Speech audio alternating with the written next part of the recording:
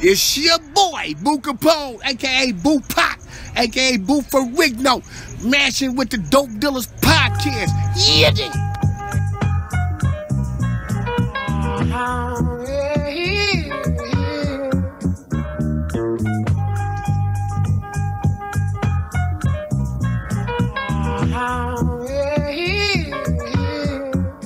I don't wanna be your friend, I wanna be the father of your firstborn. You shelter and protection in the worst storm. You my feel good, remind me that I'm still hood. I stay calm, but for you I wish a nigga would. We love crazy, we fuck crazy. I'm Tom Cruise with the way you drive me nuts, baby. I'm fucking with you cause me and you paint a perfect picture. Hit my line one time and I'll come get you. Top down, hair in the wind. Top off, girl, we get it in. You the truth, believe that, I need that. I really hope you can see that. Can't fuck with your status. I'm the pimp to your Gladys. Everything you do should be criminal, cause baby, I swear you the baddest. Baby, listen, you're bad as fuck. Your swagger's on fleek, got all the burdens going tweet. Got my dick hard as a 9-inch nail right now. How about you come home tugging a real nigga for the night? Baby, you gonna leave a nigga high and dry like a good tree, huh? Dope Dealer Podcast, you know what it is.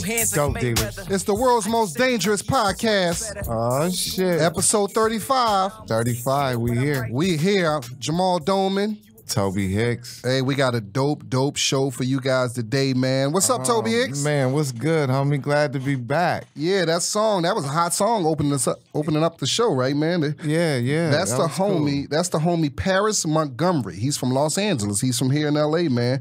That's his song "Stay." He had a little sample. That was the Al Green sample. I couldn't really get. It's a sample, but that was Al Green. Yeah, Al Green sample. That's "Stay." Yeah, remember Al Green's joint was named "Stay." Yeah. So he's from LA. That's off his EP called Muse, M-U-S-E. Can be downloaded for free on SoundCloud. So please support the homie Paris Montgomery. That's actually the second song we played from him. Yeah. We played that song everywhere with the Juvenile sample about a month ago. That was his, and that is the comedian Blast. That's his son. I don't know if you're familiar with comedian Blast. That's his son, man. So shout out to our homie Blast and his son, Paris Montgomery, doing positive things. What's happening, man? Episode 35, man. We have a dope show for you guys this week, man. Tell the people what we're gonna talk about this week. Oh, listen, man. First thing, we got a special guest. One of our comedian peers is in the house, man. We're gonna talk about his career. We're gonna introduce him in a minute, man. But we got a full show, man. We got the dope of the week. We're gonna do that, man. It's a couple. We should call this the dopes of the week with the plural. Yeah. It's multiple dopes this week. We got the dope 7. We got the dope facts. We haven't done that in a while. The dope facts and the dope true story. The Tobe Hixx dope true story. I hear you got a good one. Oh man, you're not gonna want to miss this Tobe Hixx dope true story. This is gonna be one of the dopest. Yeah, man. Oh man, y'all not gonna believe this one. So we're excited about that, man. I hurt my elbow. I don't know if I told you. Did I tell you last? Yeah. I was playing basketball last Wednesday and fucked up my elbow. I still be one hoop too, but I can't afford to hurt nothing, man. Shit, what the fuck I look like walking through the airport with a cast on my leg and shit. Listen, I think it could have been worse. I went. Those who don't, I was playing basketball 24 hours gym in North Hollywood, and I went for a loose ball, living my LeBron James dreams, or I'll say Sixers because we rep the Sixers. My Dr. J dreams, and I went for a loose ball because the thing is, Tobe, I'm not the most talented, so I have to help my team out other ways. Like I have to dive on the ball on the floor for the ball because I can. That's how I help my team. Yeah. So I dove for and I put my arm in, and then the other guy he dove in, and somehow my arm got jammed, and it's like my elbow was like, I ain't supposed to go that way. Like I heard it. Like it made a funny noise, and it's getting better. It's still kind of a little sore, but it's getting better. And I learned my lesson. I will not be jumping on the floor. I sure miss hooping, but I ain't going out there and get hurt. Ain't no motherfucking way, man. I can't afford that shit. Yeah. Felipe be like, "What's up, fool? You can't go to the show? What the fuck you doing?"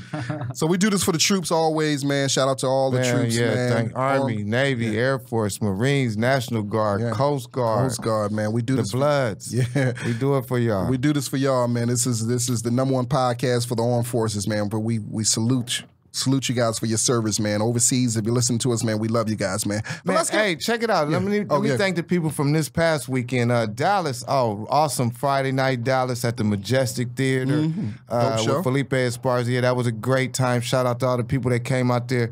And man, it was tough getting to Houston. They shut down the airport, so we had the last minute. We had to wait all day on the plane. We finally get on there to take us off. We had to get a rental car, had to drive from Dallas to Houston and make it like 40 minutes before the show started.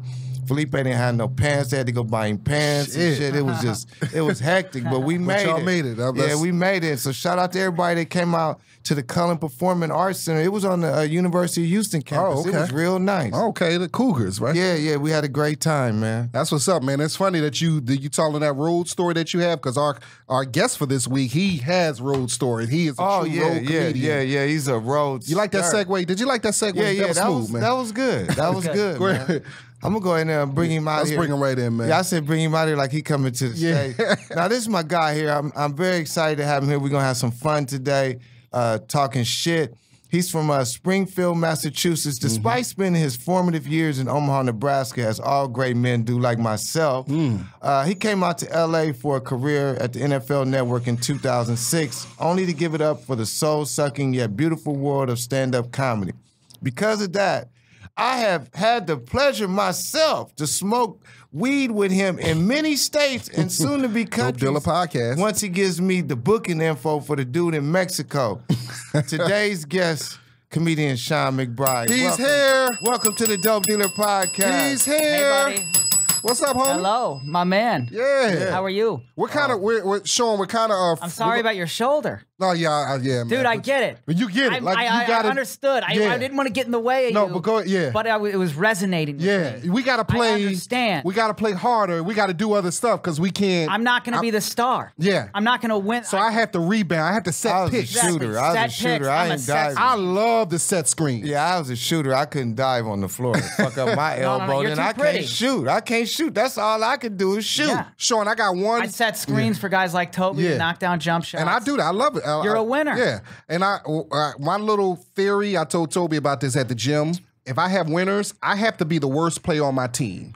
Like, because I feel if it's somebody on my team, this has happened. I'm telling you, my theory has never been. If I pick somebody who's worse than me, we usually lose 99%. If I'm the worst player on the team, then we actually have a good team. Yeah. Because I'm not that You're going bad. in, and it's like, all right, we got a score, we got a rebounder. Yeah. I got to go and I got to do the little thing. And they know I'm the one that's going. I rebound, I set picks. I'm This the is guys about know winning me. championships at the park. It's not. I'm not the score. I'm not going to give you 20 points. If you're expecting that, don't. I'm not going to fill up the stat sheet, but I am a winner. That's definitely. But I get it. It's funny we're talking about basketball because this whole hour we're going to be kind of like friends, but also kind of enemies because my Sixers are playing your Celtics right now. Yeah. I don't want to know the You score don't because want I to know. DVR'd I'm following the score. I have it, but it's shielded from you. It's all You good. don't know. That's It's all fine. good, I man. am But monitoring this. I'm 1 for 1 so far I today. hate the Celtics. Come on, I grew up a Sixer fan. You I know get it, that I get it. rivalry. Yeah, you know Laker that Nation was. over. I hate the Celtics too. Oh yeah, that's right. It's Laker Nate. Yeah, so I we know. got all the premier NBA I'm teams. part of a hate sandwich right now. Bunch of you guys have the most championships, so it's 12. So yeah, from 12? No, how many championships? 17. 17. Who the 12 is the but they Lakers? got 16 of them in the 30s. Yeah. Well, when y'all had the whole, We just kept every breaking All-Star- Jerry West's heart every single Bob season. Cousy was dribbling with one hand. Hey, First somebody guy in to a ever circle dribble and between shit. his legs. That motherfucker was dribbling in Hey, a somebody circle. they was Wowing people. They was talking about on the radio. Can you imagine Bob Cousy playing today? Can you imagine him trying to guard Russell Westbrook? Oh my God. Koozie would be like TJ McConnell. Yeah. That's how he would be. Yeah. And TJ, that's my homie right there. Koozie would figure it out. He would figure it out, man. Well, thank you, man. Welcome. Great point guard, also great actor. Loved him in Blue Chips. That's right. He played the When Prince. he knocked down like 10, 15 free throws in a row like it was nothing. I forgot that Bob Cousy was in Blue Chips. That is true. Yeah. The crazy thing is he was so old in that movie, and he's still alive. Yeah. Bob Cousy's still alive. Yeah, he's still alive. I He's still seen him alive. last week on some shit. Yeah, they bring him on TV every once in a while. He on that Love and Basketball, that joint on ESPN. I'll be honest, I thought Bob Cousy died like 5 5 years ago. Oh, I didn't know he's still alive. He's still alive. He in his 80s. Shout out to like, Bob. Yeah, man. About he's 82. He's like how John Wooden was. Who's the greatest before he Celtics? went, where he was just like, wow, that guy, he could go in any minute, but it was like that for like 7 years. Yeah, Who's the greatest that's Celtic? true. Who's Sean? Who's the greatest Celtic of all time? Basketball Of all time, man. I know it's tough. I mean, my 'cause so favorite many- ever, obviously, is Bird. Yeah.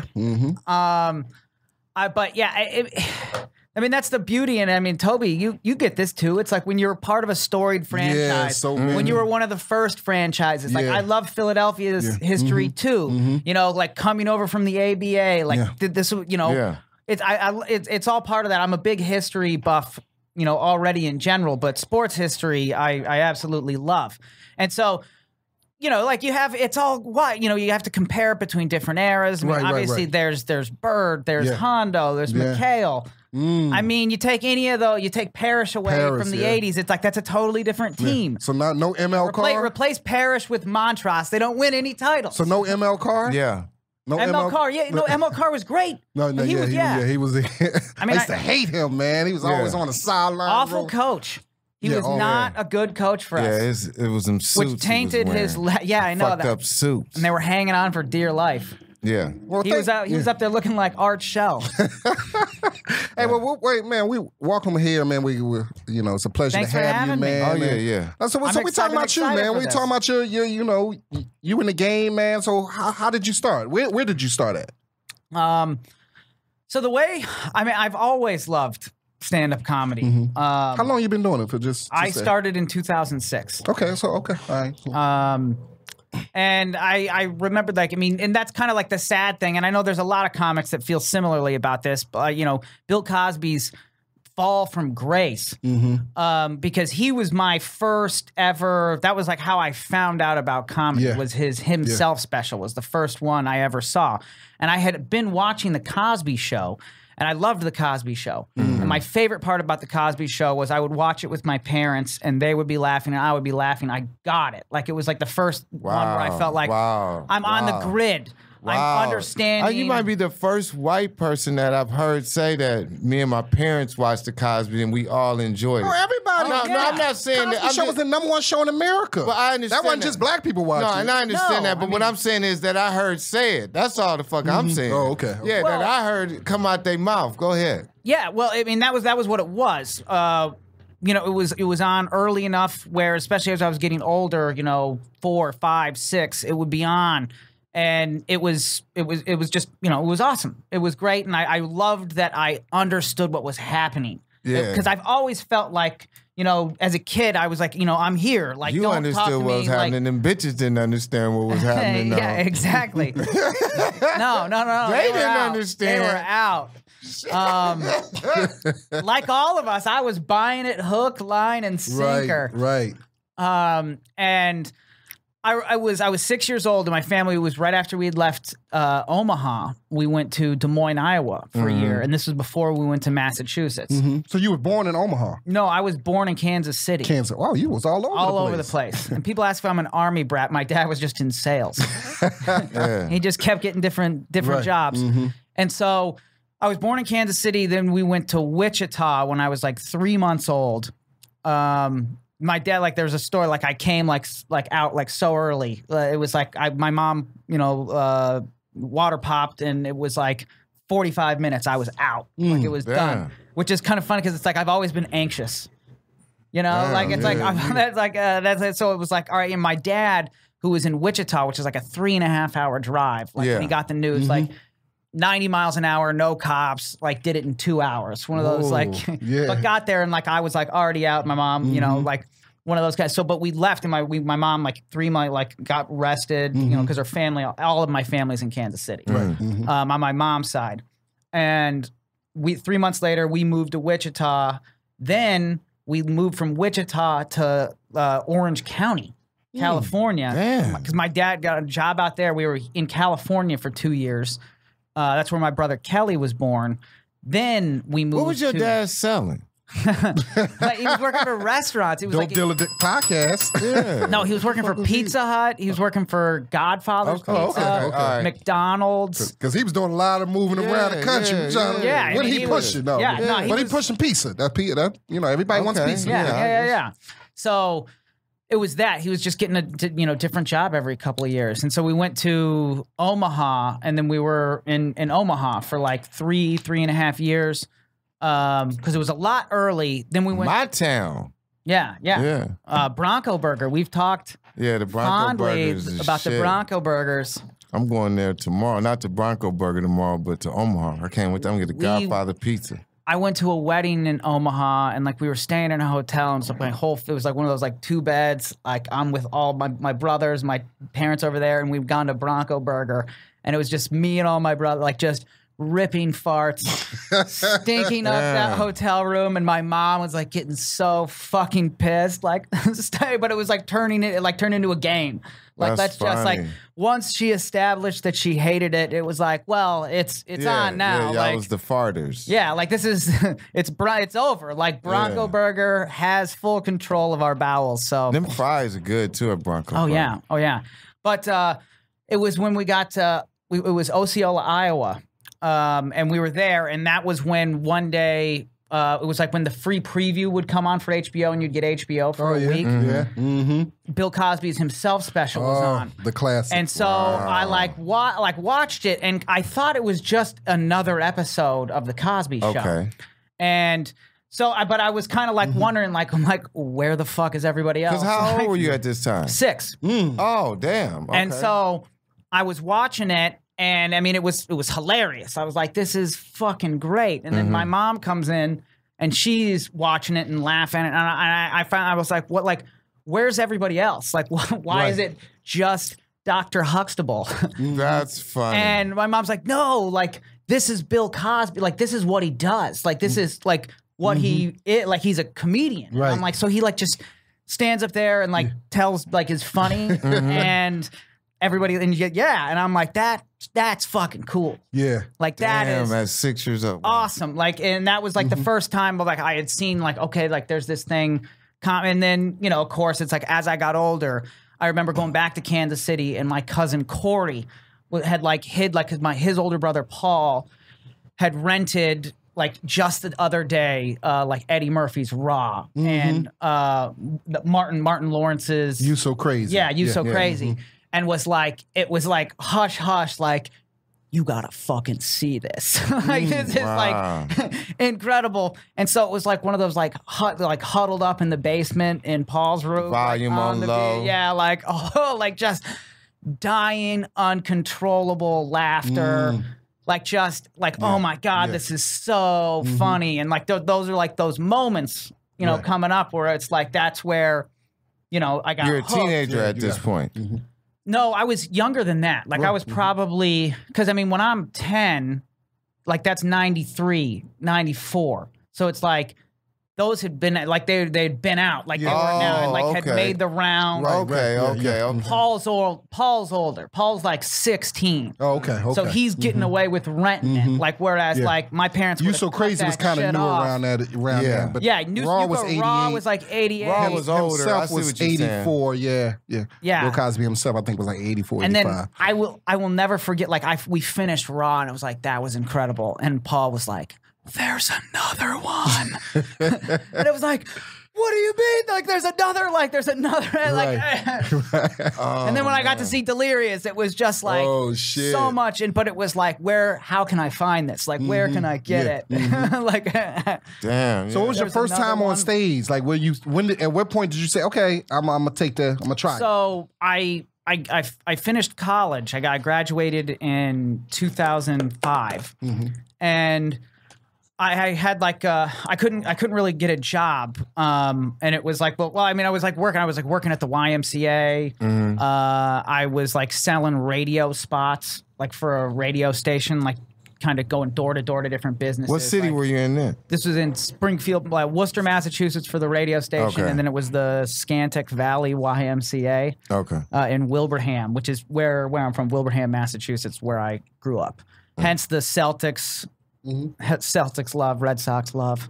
But I always loved comedy, but I always wanted to be, I thought I was going to be on SportsCenter. Right. was what I wanted because this was, you know, coming up like it was, you know, Rich Eisen, Stu Scott, Dan, like it was hilarious. Like they made it funny. Right. It Cooler was than just, the other side of the pillow. Yeah. It was just like, you know, I loved sports and it was like, God, these guys, this is fucking sports are fucking cool, man. Yeah, you know? just talking about it. I would have to, my mom, like she wouldn't let us eat on the couches, you know, breakfast in the morning before school. So she got like those TV trays so I could sit same on the shit edge. I had. Yeah. Right on the edge and like watch the TV over the couch because it was like I had and I would like those are the thing that would get me up early. Yeah. So it was like I hated the idea of like getting up early and I'm normally I'm gonna sleep right until that alarm goes off.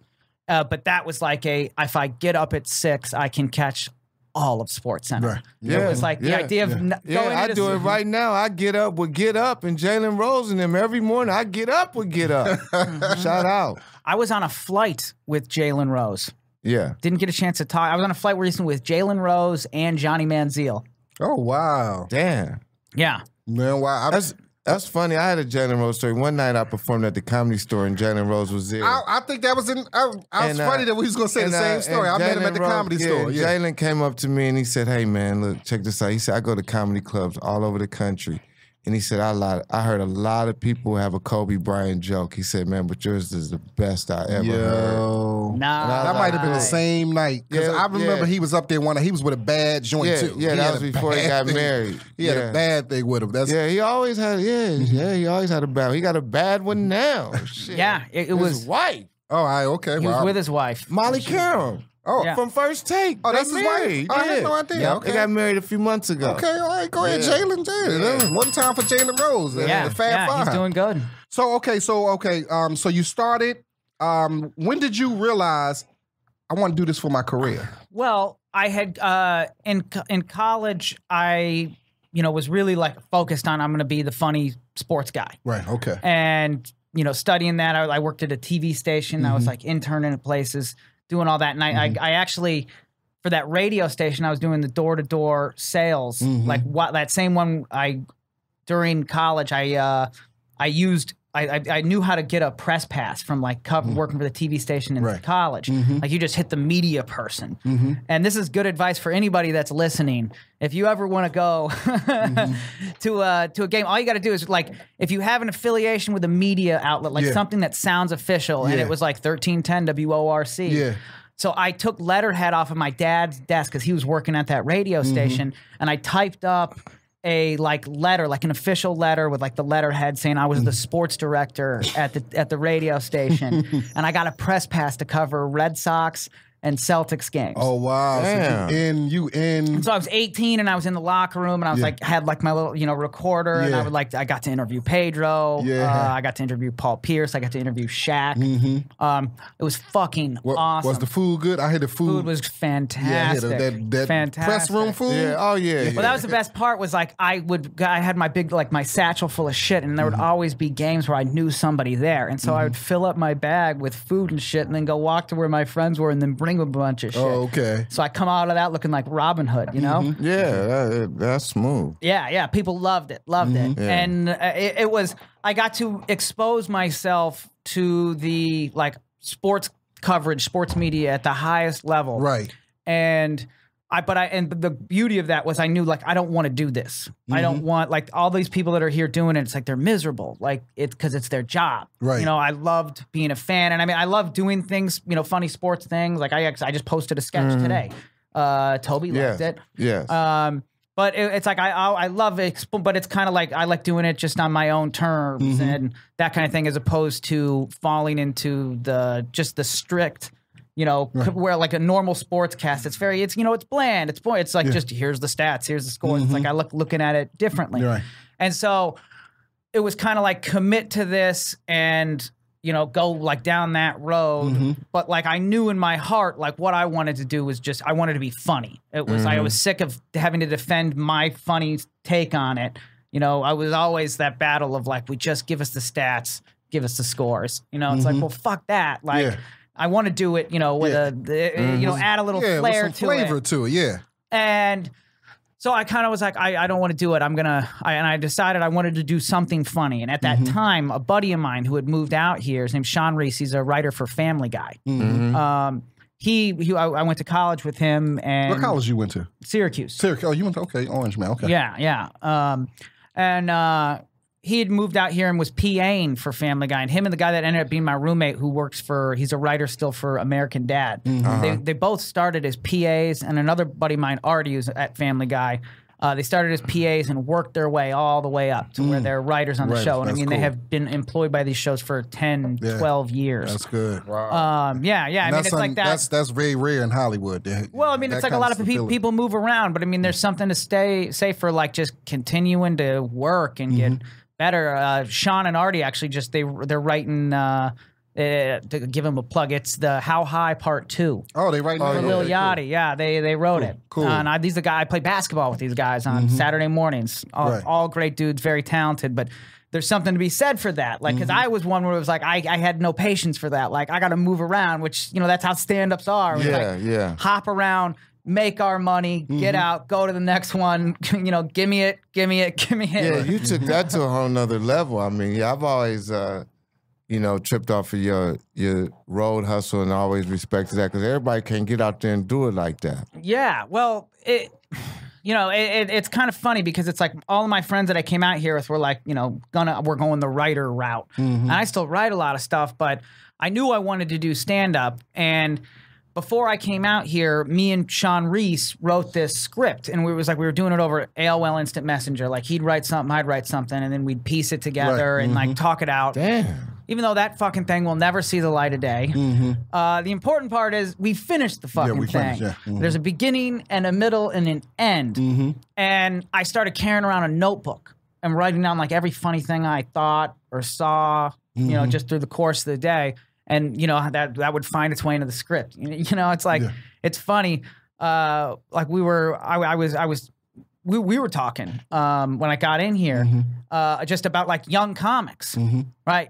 Young comics that come in and like just hop right in and just are killing it right out of the gate in like 2 years, and they're working at clubs and all of that. Like, it was not like that at all for me. It's been like very much a process of like, I have not missed a step. It's been, going upwards, but it's one step. That's what I was telling Jamal. I mean, I remember you didn't work all the way up from hosting shows to closing shows. And I've seen that progression in you over the years myself. Well, Tobe, I mean, you've always been like one of like, I get paired up. Like, I've only known you as a headliner. Like, oh, Tobe, I've, working out, and like, I love popping up where it's like, I'm working with Tobe tonight, and it's like, it's like, you don't expect it. It's the best thing in the world when you walk in like, oh shit, what's up, man? Now so you came out here, I'm reading your bio, so you was working at NFL Network? So as I'm writing this script, we finish it, and I'm giving serious consideration, like, and I get done, and I've got all these like leftover material. And I had already started thinking, like, man, a lot of this stuff would be good. It's not going to fit in this script, but it would be a good stand-up bit. Like, I loved comedy, and I had a pretty good idea of like what's, and in every comic, I feel like, except for the Wonderkins, you start out by doing stuff like what you think a comic would sound like. And I've always been a good, diligent writer, and so I had all this stuff, and I just decided, I was like, I'm gonna do stand-up. And I sat down and I just started like typing out single-spaced, all this stuff that I had from the notebook. And it was like a couple months of this. And well, what it was, I got a phone, and out of nowhere, I got a phone call from a guy that I've met at Syracuse. My senior year, all these alumni came out during finals weekend, and everybody was studying. Right. And I kind of was like, I had been trying to transfer into the communication school, and I never got in. It was like I was always arts and science. Like, I was a history, political science, and African American studies major. Okay, cool. And it was something like... We appreciate that. Most of you do.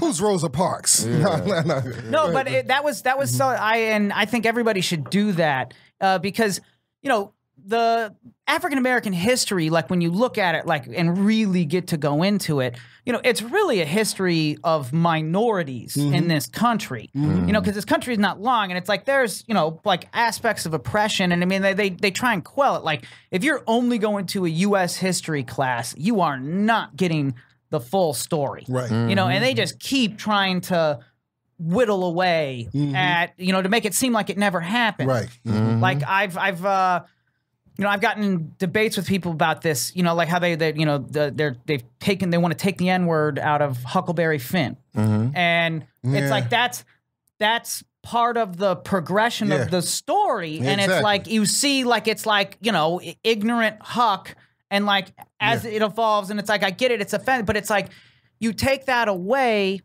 and you're just allowing ignorance. Yeah. And allowing you know, out of sight, out of mind. You have to, you have keep looking the other way on all this other shit. Like you have to show what it was. This is how it was. Exactly. This is, you know, it's like the progression is real. That's why it's a good fucking book. Yeah. You know, like it's like Huck and Jim's relationship evolving and like a genuine love for each other. Like everybody has that bromance. Everybody has that guy where it's like, this is my ride or die. Yeah. Especially where it's like, you know, and if you read Tom Sawyer, it's like Tom and Huck, like even though they play it up like that, like Tom and Huck weren't that close. Like that Huck and Jim relation, like that's like real. Like that's Tom and Huck, they're bullshit. Right. Like what the Huck, and that was like Mark Twain's like, I'm going to make a statement in this. You bought this bullshit. You're all excited for this. Right. Huckleberry Finn is him making a statement. And you diminish that big time. And it only hurts our growth as a society. Yeah. But this is the kind of stuff that people don't realize. And so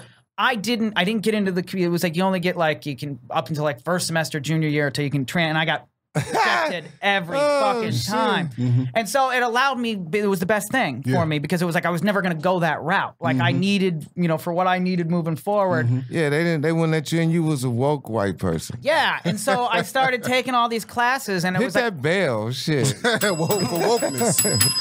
There's a lot of fake wokeness out here too. But it wound up being so great. There was this professor that I took him for. It was for AAS 101, and it was his name was Winston Grady Willis. And this guy who was just the way he would talk. Was he got a professor name, Winston Grady Willis. Yeah, that's a professor name right there. And this dude, man, I'd pay money to listen to him talk. Those were my favorite guys. Were the professors that just they could grab you. And I mean, I learned a lot about stage presence, stuff, you know, where it's like stuff that you don't realize you're taking it in, but it's like it all stuff that you think about, you know, it's like, wow. As a comedian, I think about how can I command this stage? He's one of those guys I go back in my mind and think about, like just the way he would, I mean, he was up there with a cane, slow, but it's like you hang on every word. I mean, it was so easy, and especially like it was always essay tests, and it's like I can quote that dude right back to him. Like I loved that. Like I loved, like how can I impress this guy? And so I would take all his classes, and it was like every time I'd get rejected, it would be like, okay, what am I going to take? And I just wound up taking classes that I liked. You know, you start getting there, like, oh, this is cool, and it was like I'm learning about stuff I want to learn about, and got through it, and it's like I had a different perspective on the world. And that was kind of like as I'm coming out of that, you know, I'm making these relationships. It's finals week, and I've gone through, like, I'm done. Like, I have been skating for months now. Meanwhile, every one of my friends that, like, oh, they're in the communication school are, like, sweating out their last finals. And like, oh, you know, shit. All these alumni come out, and nobody wants to go out and hang out with them. I go out, get these guys fucking wasted every single night. And then it's like 2 o'clock in the morning, and I'm like stumbling home, and they're like, what time's your first final? I'm like, 8 a.m. They're like, what are you going to do? I'm like, I don't know. I don't care. And so that's white boy shit. Yeah, y'all can get away with that. But they loved it. And sure enough, there was a guy there that worked for Fox Sports at the time, Mike Connor. And 8 months later, right after I'd finished writing this script, and I'm kind of like thinking, like, what am I gonna do? Like, what's happening? He calls me up, and he had just like gotten a job at the NFL Network, and he needed desk associate news producers, guys that where it was like, you know, you're scanning, looking for the breaking news, everything that's happening. And he was like, last time I saw you, like, remember I was getting on a plane. and hungover from all the partying and just thinking about like, man, that guy totally blew off his finals just to show us a good time. And he was like, I remembered that, and I've got to hire like 30 people for these jobs and fill out this newsroom. And he's like, you're the first guy I'm calling. Wow. And so I got that job, and like I had already had some buddies that were out there, and then a bunch of other people I knew were like coming. And so I came out, and at that point, like I had decided I was going to do stand-up. I hadn't done it yet, but like I had finished the script, and I was like writing out, and I had 19 pages. I remember it vividly. Of jokes. And I remember it like, and it was like I printed. I was like, I'm gonna write out everything, like so I have something, and like start memorizing it. And so I remember it was 19, and I remember it was like my Joe Montana set was what I called it, because he was 19 with the Chiefs. Damn. Which is funny. Like that's the one I commit my mind to, not 16 with the Niners where he won 4 fucking Super Bowls. 19 with the Chiefs. And so I typed it out, and I remember like practicing in my basement in front of my brothers. And like just kind of like my thought was like I was waiting because I knew some people at Sportsnet New York, which was like the SNY. And I was thinking like maybe I could get a job as like a production assistant or something like that, like first, you know, entry level way in. If you know somebody, and I knew some people in New York that had like been out there just, you know, and I had like a line on that. But my thought was I was like, I can get that job and I can go to New York and I can start doing stand-up. And which is like, it's so crazy. You're like, I'm going to just hop right in to this bloodbath of a comedy shit is scene. Crazy now. Yeah, I know. But it's like New York and LA are very much like that, you know, where it's like, it's so cutthroat as opposed to once you get on the road and you see another comedy scene, it's like, wow. You know, you go to Oklahoma City and it's like everybody doesn't hate each other. They root for each other. You know, like, which is how it should be. You know, like comics are teammates. Like that's how I look at it. It's like I was a wrestler in high school, and that's very much like stand-up to me. It's like I'm out there. It's like I can see my team. Like I can look off stage. I can see Tobe standing waiting there for me to wrap up, you know? That's real. And it's like that, like you can see my teammate, but in that moment, there's nothing I can do for you. Like you're on your own, like spotlight's on you. I hope you win. I hope you win. And it's like that, but it's like when you're jumping in, especially when you don't know what you're doing, and you're with people where it's like you're amongst comics that do know what they're doing. Right. You know, it's easy to just like feel like shit. And either way, that didn't end up happening. I get this chance to go to the NFL Network in LA, and I was like, all right, I'll just, you know, I'd have to go to LA to be a star anyway, is what I'm thinking. I'll just eliminate the middleman, New York, and I'll go and I'll start in LA. And so I went, got a job at the NFL Network, got a apartment with my buddy Parker, the guy's at American Dad, and this guy Eric Oberlin, who's the head of development at LeBron's company, Spring Hill. Yeah, they sound like white people with money. Go ahead. They names represent money. What? Eric and Parker? Oberlin and Parker. Yeah, Parker definitely. You got some bread. Ain't no broke Parkers. So you get first name. You know what? We're going to go into one of our segments, but we're going to come back. I want you to finish that story. We're going to get into our first segment. This is we do something called the dope of the week, where we, you know, somebody out there acting a fool. But these are the dopes of the week. It's so many. We got 3. I mean, first we can talk. Kanye can be the dope of the year. Yeah, he acted a fool last week. Also, I don't know if you're familiar with this, Sean. It's a lady named Hillary Brooke Mueller. Hillary Brooke Mueller is from. Star? No, she's from St. Louis. This bitch. And what she did, this bitch is crazy. she was coming out of her building, walking her dog, and her brother was coming inside the building. He lives in the building, and we're gonna have Paul play it real quick. Listen, check it out. This confrontation that went on that he recorded. He's recording it. So he's trying to get in the building. She's coming out. They meet each other at the same time. I can. Do you live here? You're asking that question. Excuse me. I'm sorry. The keypad is right there. I understand that, man. You can film me. That's fine. I understand that, but you're blocking me. Into my building. Okay. And it's my building as well, so I need you to get out my way. Okay, what unit? I don't need to tell you that information. So excuse me, ma'am. I'm uncomfortable. Okay, you can be uncomfortable. That's your discretion. You're uncomfortable because of you. I need you to move out my way, please. No. Ma'am, please stop touching me. I'm not touching you. You just was previously. I'm not touching you at all. So I'm going to step in. I'm not touching you, and I'm not in any way doing anything outside of letting my dog go to the bathroom. And I live here and you're blocking the door. What unit? I don't need to tell you that. What unit do you live in? 307. Okay. Great. I'm on the 4th floor. Excuse me. No.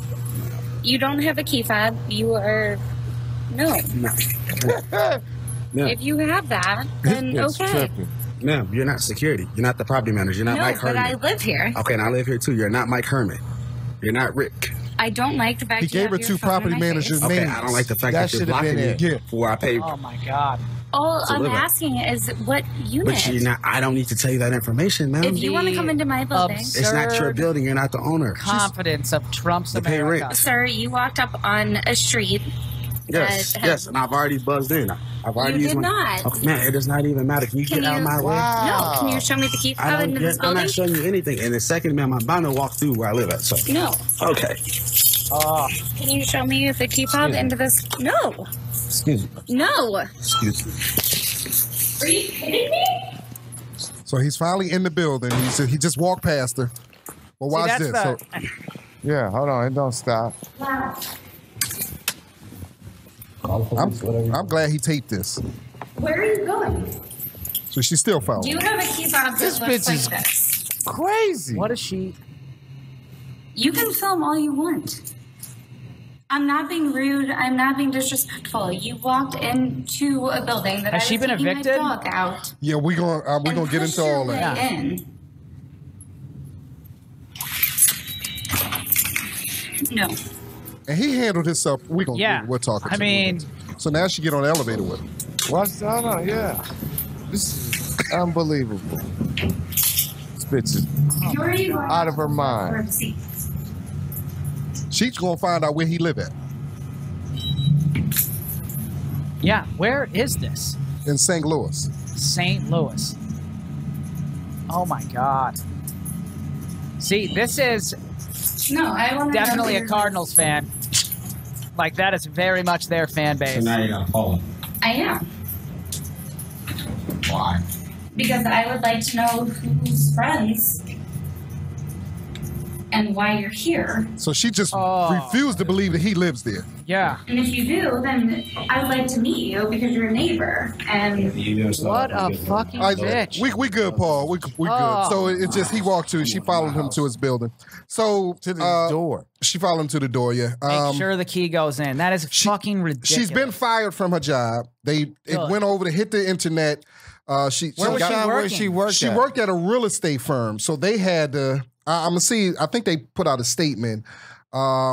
Hillary Brooke Mueller. Yeah. She worked at a. She worked at a real estate. It's funny because I confused her for the porn star, and that's what's left for her now. Yeah. If you want a career in anything, no, but see, that's the thing. She starts doing porn, all of Trump's base is going to buy that. Fuck that bitch. She's got a successful website streaming waiting for her. I know, but I mean, that's just. Yo, that is just wild. I saw your face when you was watching that, Sean. That's just, isn't that crazy? She refused to believe that he lived there. I'm glad that she got fired. I'm glad he was able to record it. Because it's like that's the beautiful aspect to it is it's like you see the confidence in her face that she thinks she's so fucking right. Like, got it. Entitled. And I would like to. There's no way. You know what? After all of this shit, one thing I like to do, I don't know who was the first company. Shit, I don't know. But the first company, whoever came out with to put the cameras on the phones, I would like to think that because now. Yeah. People are held accountable. I mean, we still getting shot in the street by the police and fucked up shit is still happening as we just seen. But at least in some cases we can record it because, I got them white friends that because they not racist, they don't think racism exists, And I'm like, what the fuck? Really, Chad? Yeah. Are you fucking kidding me? No, totally. Yeah, that's at least we able to see it more. People are shocked now. White people are like, oh God, this happened. This has been happening. It's just being recorded. It's just to me. Yeah, but it's at the very least, the more times that it gets recorded and the more times someone publicly loses their job, it's like at the very least, you got to have those moments. It's like, you know, let it be a moment in that person's head, that cop's head that resonates of, I pull this trigger, I could potentially lose my job. Like, you know, I've seen so many guys now that have gone, you know, like this guy lost, you know, because for the amount of times it hasn't happened and it's like they get off. But damn, they losing their job and a motherfucker losing their life. I know, but there's nothing right about it. And I'm just looking at it as at the very least, like, get that. Like, they got to have something of, you know, I could lose my whole livelihood for this, you know, to stop it. Like, you know, that's like a whatever it fucking takes. It's like killing racism. Like, you're never going to be able to stop racism. That's the shittiest part. That bitch forgot where she was even going. She didn't give a fuck if her dog pissed in the elevator. She was trying to figure out what the fuck was going on with him. Now I'm gonna tell you, that's Sean. ignorance, and she's gonna go to her grave thinking she was in the right. And you know what's crazy, Sean and Toby? When I first, because when I'm first watching, I'm like, because I've been in buildings where they say, be careful about letting people in. Yeah, ain't nothing wrong with that. And at first, I was like, she was, you know.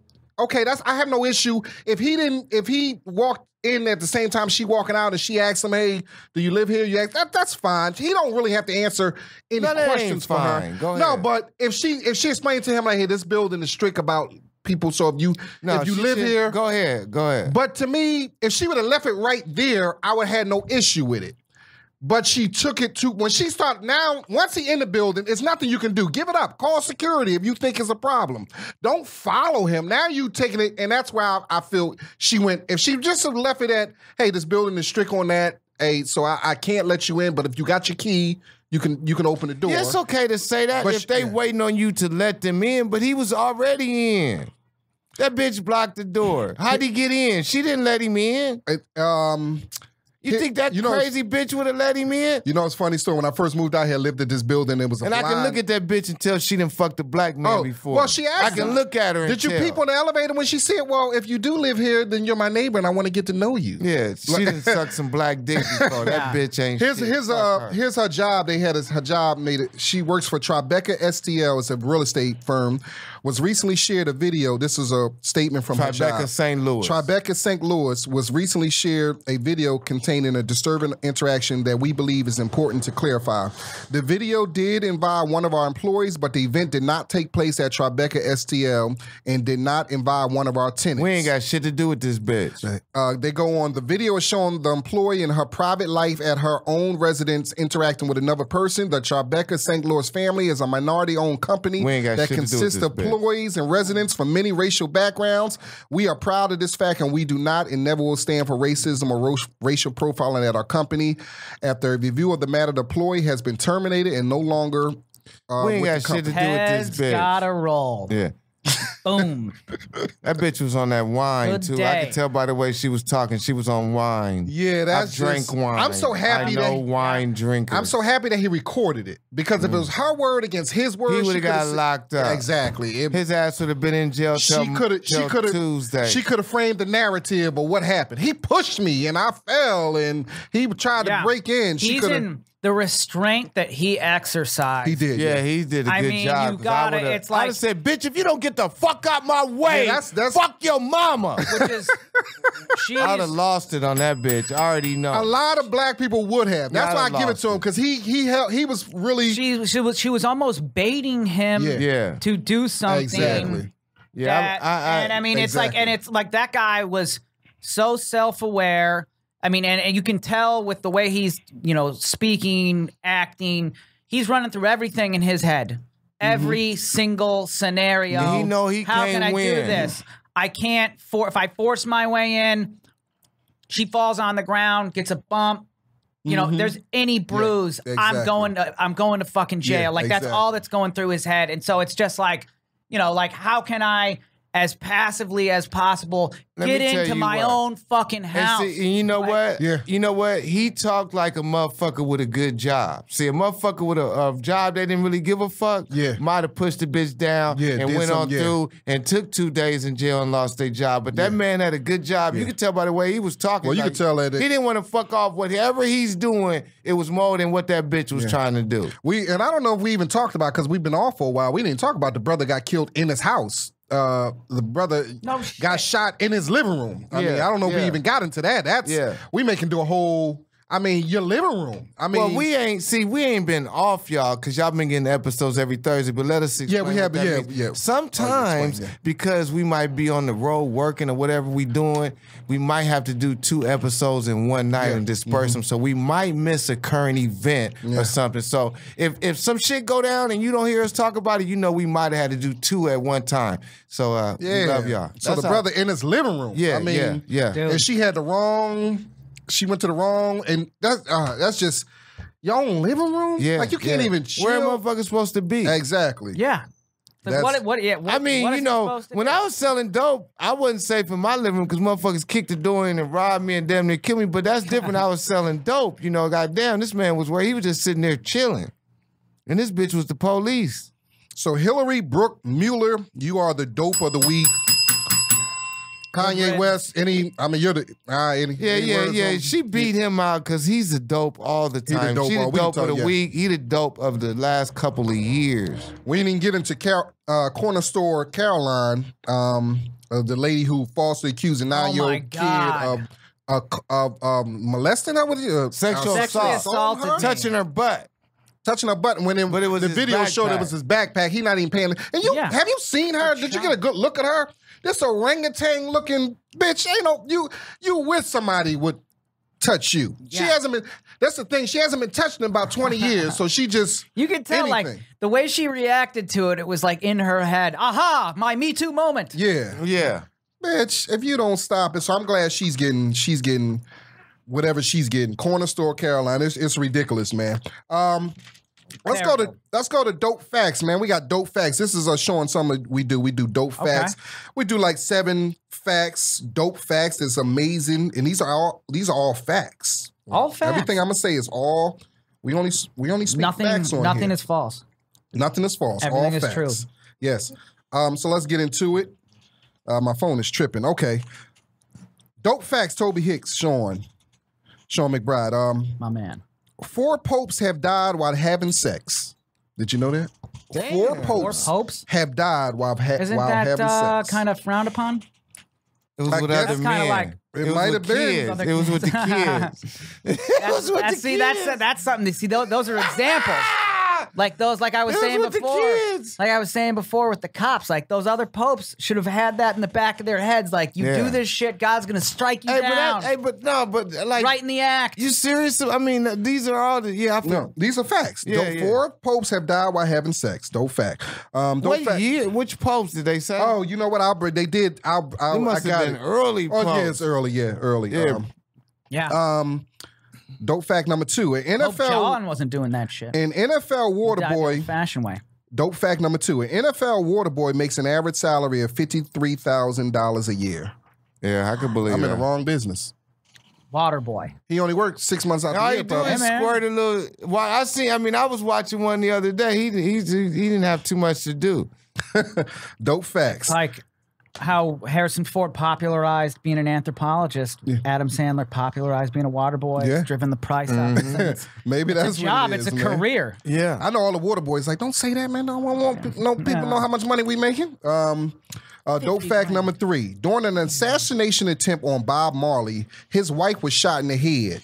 Doctors said that her thick dreadlocks saved her life. Damn. I ain't never heard that. As much weed and reggae music as I listen to, as much weed as I smoke, I never knew that. Dope facts. Bob Marley's wife got shot? Yeah, she got shot during an assassination attempt. Dope fucking fact. And the dreadlock saved her. Dope Dealer Podcast. Dope Dealer Podcast. Dope facts. In the entire Lord of the Rings trilogy, no 2 female characters ever spoke to each other. Wow. I know. I was like, you got to be shitting me. Well, for real? Let me do that one more time. In the entire Lord of the Rings trilogy, that's 3. Those out there slow. That's 3. That means 3. No 2 female characters ever spoke to each other. I gotta be honest with you, nigga like me ain't never watched none of them motherfuckers, so I don't give a fuck about them. I love Lord of the Rings. I watch all of them. I ain't watched none of that shit. I love Lord of the Rings. Shit. All right, dope fact number 5. Don't Dealer Podcast. Dope Dealer, yeah. They go the police. Police, they looking for us. 44% of Americans can't swim. Yeah, that's real. I can't swim. Can you? You can't swim? I can't swim. Come on. You can swim? Yeah, I can swim. I can't swim. Paul, can you swim? You know white people can swim. Don't fucking ask that question. I can't swim. You can why? swim? Yeah, why not? I was raised in the city. We didn't really do a lot of, But you've been a grown man long enough to learn how to swim. Oh man, this once I was a kid and I ain't learned how to. It's a rap now. This motherfucker don't swim. We went to Iraq and they told us, hey, we can go shoot the well. He was like, oh no, man, I don't fuck with guns. Yeah, I don't. I say, motherfucker, this is a once in a lifetime opportunity. We in Iraq. I'm from the hood. We don't mess with guns. Yeah. Even though I did. Yeah, he had to be coaxed to go. I got to shoot an AK-47. Yeah, one time. we should. Yeah, and I did the verbatim Kevin Garnett's speech. I got the AKs. Shit, I'm ready for war, and then unloaded a full clip. Yeah, we did. We had the AK. I had to pay $50 for it. It was make it last, and I was like, I'm gonna run through this thing like I'm an '80s action star. Yeah, they let us shoot the Philly 50 cal. Damn, Barley, I'm still tripping off. Bob Marley's wife got shot in the dreadlocks. Yeah, that fucked me up. Dreadlock, yeah. I got two more. Dope facts. A group of rats is called a mischief. I ain't never heard that shit. A group of rats makes sense. is called a mischief. Think what they're all getting into. Mischief. Wow. Those motherfuckers. Come in, all your chips are like... Yeah, I don't fuck with rats. All right, dope fact. Last one. Dope fact. In Oklahoma, Tobe Hixx and Sean McBride. In Oklahoma, it's illegal to take a bite out of another person's hamburger. I've heard that stupid shit before. That's illegal everywhere because I don't want no motherfucking. I'm telling you, my own kids, I'm not biting. They not biting. My own kids can't bite off my hamburger. I just got booked yesterday for the Looney Bin in OKC. Oh yeah, I did it early this year. I got booked at for the end of January, beginning of February. They got you featuring or closing? I'm middling. Okay, go ahead. Yeah. Is it a triple feature show or no? Just I'm working with. That's how they started me out with that too. I had to feature for a while. Yeah. I made it up to triple feature. I'm still not headlining. Oh, nice. They got me triple feature. So I'm moving on. I'm moving on up. Did you use that fact in your opener? I know. Can I? Yeah. What is a triple feature? It's a cheaper way. It's another way not have to pay the headline. Exactly. It's another way to keep people by the ball. Talented guys and females, talented comics, I should say. 2018, baby. Talented comics. It's a way they can just keep, how can I get them in one more time before I got to pay them the big money? Yeah, that's true. All right, so we're going to do the Dope 7. This is the Dope 7 on Sean McBride. This is where I ask you 7 dope questions and give me whatever answer comes to. Let's do it. All right, so let's get right into it. The Dope 7. Okay. Sean McBride, you're on the clock. Your go-to song when you're having sex. Having sex? Your go-to song. Al Green, Here I Am, Come and Take Me. Okay. That's funny. All right now. Damn, we never got that one. All right, favorite city to perform in? Portland, Oregon. Oh, yeah, Portland is, that's fun. You did Harvey's up there, huh? I did Harvey's. Yeah. They got new owners, though. Yeah. And they didn't pay Patrick Garrity. Check bounced. This week, and he's set up a GoFundMe, which you can contribute to it, dope listeners. If you'd like, he went GoFundMe for him to buy a plane ticket so he can go confront the owners of Harvey's and live stream it. Oh my God. Man, he didn't get paid at a comedy club. Shame on you, Harvey's in Portland, Oregon. Y'all need to stop that. The fuck is up with y'all, blood? I know. All right, oh man, we gonna come back to that. Yeah, I just if you Sean McBride, if you were a porno star, what would your name be? The Leprechaun. I see you got T-shirts, like a little play on the T-shirts. That's cool. The Leprechaun. All right. Last TV show you binged on? Sons of Anarchy. I've never watched that, but I hear it's good, man. Sons of Anarchy. I want to finish it. I've been binging it, but I haven't finished it yet because I want to watch Mayans. The same people who made Sons of Anarchy. Same people. Doug wife is in that. Doug Williams' wife is in Mayans. She's in that. Doug Williams, his Yeah, wife, yeah, is in Mayans. Yeah. Oh, that's great. Shit. Yeah. All right, Sean McBride, if you were not a comedian, what would you be doing? I'd be a sportscaster. Oh, that could make sense with you, yeah. It definitely makes sense. Last time you've been starstruck? Last time starstruck. I can't. I know I'm trying to think. I remember one time I pulled up alongside. I was on the 405, and there was a Bentley in front of me, and it was like one of those. And it was very early on when I first moved out to LA, and I was like, who is in that Bentley? Like, just had a feeling somebody was in there, even though like there's so many. Somebody had to be in there. It was on the freeway. Go ahead. And I pulled up alongside it, and it was Dr. fucking Dre. Oh, wow. And he was like, bobbing his head, like listening to something. And I was like, stop. And I was like right up next, like looking. Oh, yeah, that's cool. And like ogling him, like, oh my it's Dr. God. Dre. He did the Chronic. Yeah. And he was like listening. And you know how like if you stare at someone eventually, they like, how like somebody's staring at me right now. Yeah. And he looked over at me and I like freaked out. Like I just looked and he like went, and I was kind of like, I'm not gonna do that to him. Like I'm not gonna go up, or what. Even it was too early for that. You weren't even taking fucking selfies then. But that was like I've never had there was that, and then I remember walking into Fenway Park, like one of the first time, like after I was like, had been following the team and like got caught up. Well, it was very early on in me moving to Massachusetts. I just got caught up in a pennant race. And my dad got tickets, and I had been watching. I was like, I was for the first time diligently like, all right, I'm watching baseball because I was playing baseball and I loved it. And I went to Fenway Park, and I remember walking up and seeing the Green Monster and Mo Vaughn, like, throwing, like they're warming up, and it was just like, Vaughn. That moment, and then Dr. Dre were like the two, like literally, like my heart dropped. Like, yeah, Dr. Dre and the Bentley, that's a cool moment. It's like they always talk about women, like those moments, like I saw the diamond and it took my breath away. That was like those, like I saw Dr. Dre and I saw Mo Vaughn with the Green Monster behind, and it literally took my breath away. That's cool. Well, that's cool, man. I think that's 7. I think I did ask you 7 questions. I think so. Yeah, I think that was 7. I lost my count, but that was good, man. Good 7. It might have been a dope 6, but I'm not sure. I want to ask you. You represent Boston and New England area, but you're a Steelers fan. Yeah. What's up with that? So my dad's from Pittsburgh. Okay. So he, surprise, Possibly, he was everywhere. Yeah. Before he was in Kansas City, he was in Kentucky. And then before Kentucky, he was in Pittsburgh and like New Jersey and Cleveland. But he was around like just doing his thing. Like that's how you've been on the road, like same type of vibe. Yeah, you got the same energy as your dad. Like when my dad like met my mom, and he had at that point like no interest in settling down. Like had a house, was single, dating a bunch of women. He was playing. She got like pregnant? 5.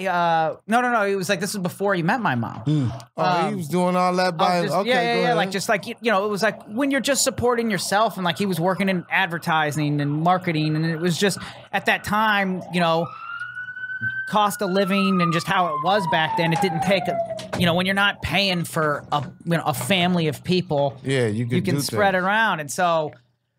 He was playing baseball, like on team, like baseball and softball, but playing 5 nights a week. Like just after work would do that, play, go to the bar, like just doing that kind of thing.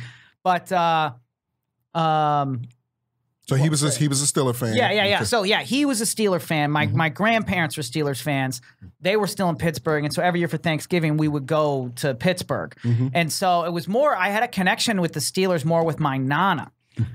She like for my poppy, it was always like they can't do anything right. Like and I didn't like I wasn't around in the 70s, so like I didn't experience. It was like I can remember like when the Steelers lost the Super Bowl to the Cowboys, that was like one of the worst moments of my life at that point. Wow, yeah. And I remember I had like a tantrum, like I would not let, like my parents were like, you gotta go to bed, it's fucking school tomorrow. And I like refused until they let me call my Nana and like talk about the game. And I was just like, Neil O'Donnell was just throwing the ball right to Larry Brown. Like, what was he doing? Like, Damn. like, losing it.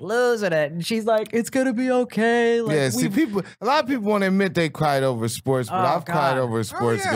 Yeah, a lot of people won't admit. Yeah, she was like, we've won before, and I was like, but that was in the 70s. Don't even. Same thing with sports and comedy. If you ain't cried as a comedian, you're not a real comedian. Yeah.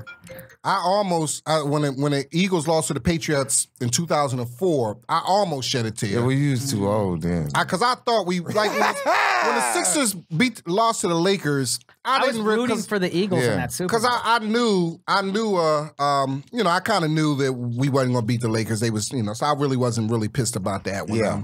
But listen, Tobe, you got to Iverson, man. Oh, one of the greatest. I was watching his like highlights on IG. You know, people who just post like, and that's the beauty of today, where it's like I've seen it. You see, he post a picture wishing Stephen A. Smith happy birthday, and somebody put a comment saying, "Iverson, you 40, you too old to be dressing like that." It's like motherfuckers just got something to say. It's social media, man. Yeah. But we got a Tobe Hixx dope truth, another Tobe Hixx dope true story. This one here, boy. I don't know if Tobe has some of the most incredible true stories. I love Tobe's stories. So we got a new one. He's been telling me about this one. Ladies and gentlemen, let me bring it in. Ladies and gentlemen, another episode of Tobe Hixx dope true story. Oh wow, this one's tough. This one just happened recently. That's what makes this like more crazier than any of my other ones. The other ones come from the past. But for everybody who doesn't know, like, I work with Felipe Esparza. What's up, fool? A lot. So just recently, we went to do Levity Live in West Nyack. Yeah, I hear that's a good club. Yeah, in West Nyack, New York. So when we traveled, we had to fly into Newark, New Jersey. That was the closest airport the way it worked out.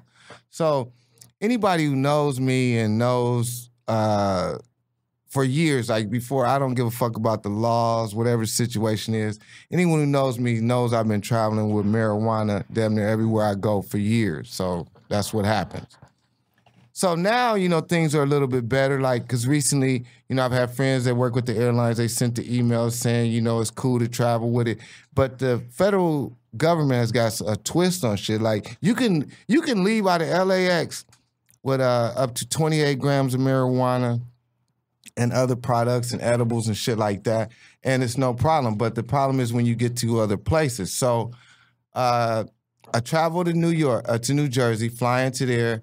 I take weed with me, as we always bring weed. So then we always smoke all the weed before we leave where we going. Yeah. Right. And shit. So we how you travel. Yeah. So we smoke all the weed, because, we can't be getting to strange cities and have some fucked up weed. So we smoke all the weed. So now we've been in New York from Wednesday to Monday. So now it's time to come back on Monday, and we get to the airport. And so... Felipe is going through the airport, Rodrigo, I'm going through the airport, whatever.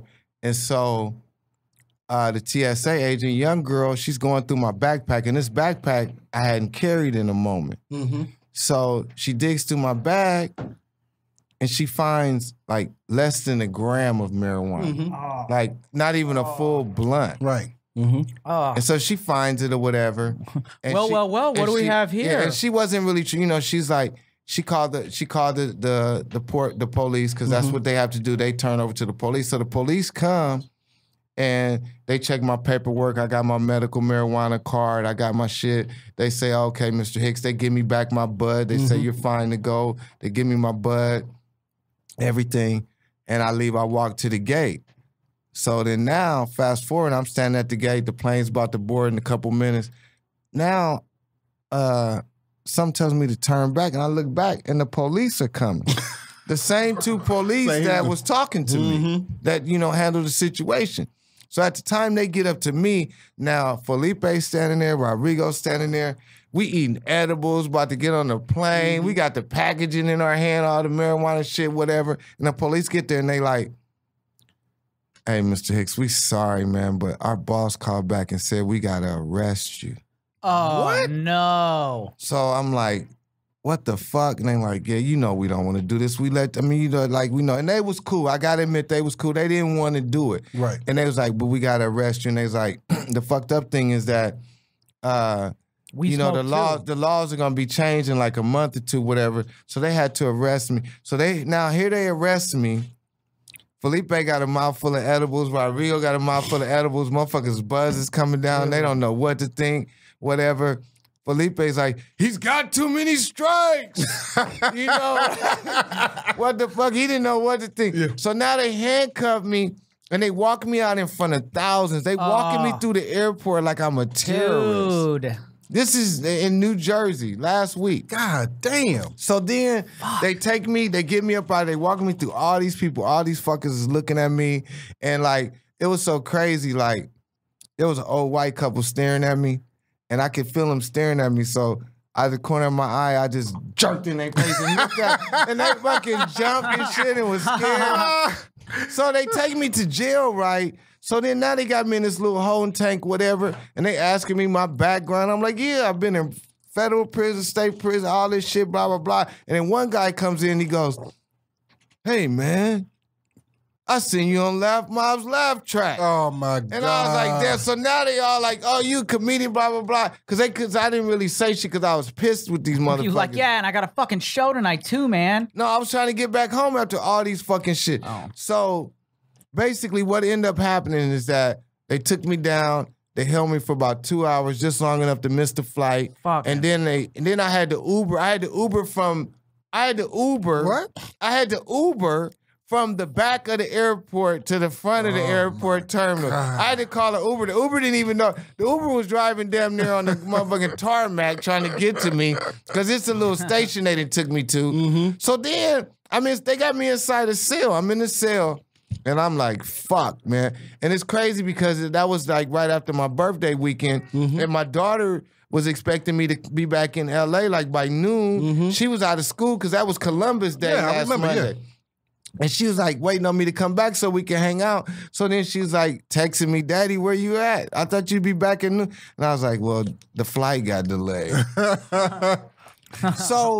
So then they did. Did Felipe and them wait around for you? Or they just hell no. They had to get back home. Shit, like, they didn't know what was going on. They didn't know how long they was going to hold me. They was like, he a grown man. He was like, Felipe, what up, fool? All right, we out of here. You got out, fool? Yeah, so they didn't know. But it was crazy. And then, that shit was just there. That's a true dope. And then like, it sent back flashback because I hadn't been handcuffed in so long. I was like, I damn near turned into another motherfucker like who I used to be. And I was like, yo, what the fuck is going on? I couldn't believe this shit. And then when they finally let me go and I get out, I get back to the airport, I go back through the same side. I'm trying to look for the motherfuckers who was working. Now they got a whole new shit TSA agent. So you mad? I can't even tell nobody. Like, that was some bullshit y'all did. Because I sure was going to tell them motherfuckers, like, I don't even believe y'all with this bullshit. But that's a true dope story. Ladies and gentlemen, that just happened. Tobe Hixx, dope true story. So and I will be leaving. And then still, if anybody from TSA listening, every flight I'm on, I will have weed. So y'all motherfuckers can do this and y'all can just keep doing this. Then if that's what y'all want to do. But then the police said, you know what, there's only a couple airports in America that they would have literally done that bullshit. Oh my God, Jersey. Goddamn New Jersey. Yeah, I didn't tell you about that. That's a New true Jersey. dope story. Dopes of the week. Who's that senator? Newark, New Jersey. The governor. That raggedy motherfucking. Brick City. Yeah, Trump. Shakur Stevenson, Red Man, what's happening? Yeah, in that fucking Newark, New Jersey. So, Sean, what you got coming up, man? You got anything coming up, or where can they find you at and stuff like that? I'm on at Sean S. McBride, SEAN, the correct Irish spelling. If they want to check out, I was just in a movie that got released on VOD from Entertainment Studios. Okay, It's on iTunes, Frontier, Dish Network, DirecTV, Sling, on like Google Play. All of them. It's called Live, and it's a woman gets abducted on Facebook Live, and it's she goes missing, and she's getting auctioned off on the dark web to get basically murdered in a snuff film, and the whole thing is about how the piecing it together from the Facebook live streams and all these other videos of like where she's getting held. Oh, that's cool, man. That's cool, man. But yeah, go find that. We could use the views. It's VOD, and then it'll probably go on Netflix later. Okay. I'm going to be at Comedy Off Main Street in Mesa, Arizona this weekend. Okay, cool. So I go out there for that on Friday and Saturday. And then Thursday, I'm opening for a Southern Rock and Blues band at the Baked Potato, the club in Valley. Okay, it's right. Oh, yeah. Studio City. That's a nice spot. Yeah, Chef Dave and the Southern Rock and Blues All-Stars. Okay. It's a lot of fun. They're great. Don't come for me. Come to hear them. They're fantastic. But yeah, that's... Well, we appreciate you, and you know, please come back and see us, man. And you're always welcome to come back, man. And we had a good time, man. We didn't get into the road stories, but next time we get you in there. Tobe, what you got coming up, man? Oh man, hey, I am going home. Gonna be in Omaha, Nebraska. To all my folks there, yeah. Bronco Burger. Yeah, man. Follow, come through, hang out. Y'all know where to find me in the hood. Y'all know where I'll be. Hey, but this Friday night, October 19th, I will be hosting a blues masquerade party at the Elks Lodge in the hood on 24th and Lake in Omaha, Nebraska. Doors open at 7:30. Hey, that'll be starring Theo Huff and the Bobby Clark Band. Music will be by Houston Alexander, the former MMA dude. That's he's a DJ also. And hey, next week, next Friday at the 26th, I will be in Seattle at the Moore Theater with my man Felipe Esparza. And then Saturday, October 27th, we'll be in Reno at the Silver Lake Casino. So, yeah, check me out Omaha this week, and then Seattle and Reno next week. Silver Legacy. Yeah, that's it. Oh, you said Silver Lake. You said Silver Lake. You did. Yeah, going to be performing for hipsters at Silver Lake. Yeah, Silver Legacy. And there might be somebody in Reno. I don't want to get to the right place. And this Saturday night, this Saturday, October 20th, I'll be in Canoga Park, the Valley. I'll be at the Faux CT restaurant with my homie Shang and Tashawn Barrett. We're here this Saturday, so holla at your boys. There's no cover charge. It's Saturday night stand-up comedy. So hit me up and hit us up on the Instagram page, Dope Dealer Podcast. Hit us up, Dope Dealer Podcast, Instagram page. TOBEHIXX also. Yeah, and I'm also Jamal Doman, JamalDoman, at Jamal Doman. Hit us up. If you're on iTunes, please rate us and leave a review. If you leave us a review, take a screenshot of it. Go to our Instagram page, DM us the screenshot and your address, and we will send you a T-shirt, man. Tell a friend, y'all. Tell a friend. Yes, man. Shout out to our sponsors, the #1 moving company in Los Angeles, Doman Cheap Movers. If you need a move, we can do it smooth. You know how we do it. And we got a phone number you can call if you want to talk to us. 916-1818. One more time. 916-1818. Listen, man, we love you guys, man. Shout out to the armed forces. We do it for you, man. Please leave us that review on the iTunes, man. Go to our Instagram page. Follow us, Dope Dealer Podcast. And we'll see you next week, Dope man. Dealer Podcast. We out, man. World's most dangerous podcast. Peace out. Bye.